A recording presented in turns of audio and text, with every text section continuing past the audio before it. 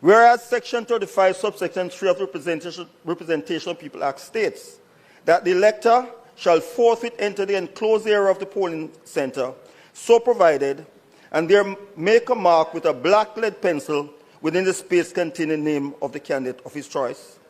And whereas there are other implements other than a black lead pencil that can also affect such mark for the candidate of one's choice, and whereas there are other marks other than a cross that an elector may make in a place containing the name of the candidate of one's choice, be it resolved that this Honourable House takes the necessary action to have the appropriate amendments done to Section 35, subsection 3 of the Representation of People Act to provide that any implement that an elector finds appropriate or convenient to use to make the required mark shall be lawful. And be it further resolved that further amendments be made to the said Section 35, subsection 3 of the Representation of People Act to make any mark on a ballot by an elector in the space containing name of the candidate of his choice or the intent of the elector can be discerned shall be valid and not limited to a cross. Whereas Section 41A, subsection 1 of the Representation of People Act specifies that every candidate in an election may appoint such person as he thinks fit to be outdoor agent and shall issue to any such outdoor agent appointed by him a certificate of appointment in the prescribed form, specifying the polling station in respect of which the agent is appointed.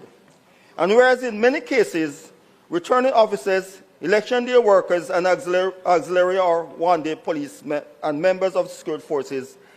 have prevented these said agents from effectively carrying out the functions for which they were appointed.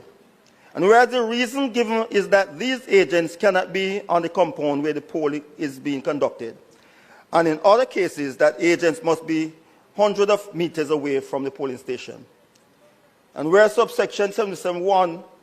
subsection 1 of the Representation of People Act does not apply to outdoor agents, and whereas Section 41A, subsection 3 of the Representation of People Act specifies the distance of the outdoor agent to be not less than 20 yards from polling station.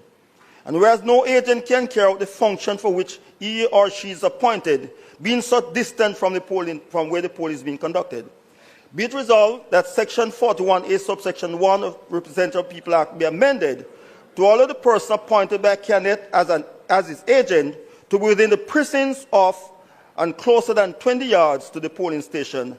as now specified, so that agent will be able to carry out the duties for which that agent was appointed. Whereas subsection 33 of the Representation of People Act specify that the poll shall be taken in each polling station between the hours of 7 o'clock in the forenoon and 5 o'clock in the afternoon. And whereas there are changes to circumstances which have influenced the setting of the time for polling, and whereas we are now in an electronic age, be it resolved that Section 33 of the Representation of People Act be amended,